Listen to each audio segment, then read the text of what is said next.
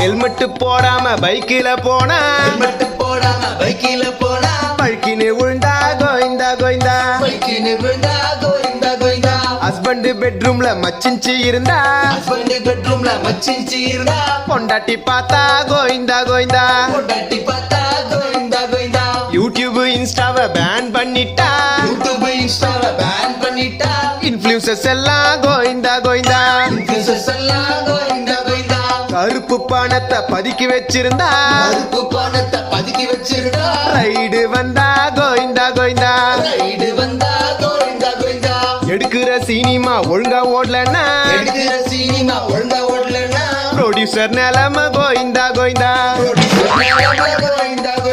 கோடி கோடியா காசு இருந்தாலும் 10 பைசா கூட காசு இல்லைன்னாலும் எல்லாரும் ஒரு நாள் கோயிந்தா கோயிந்தா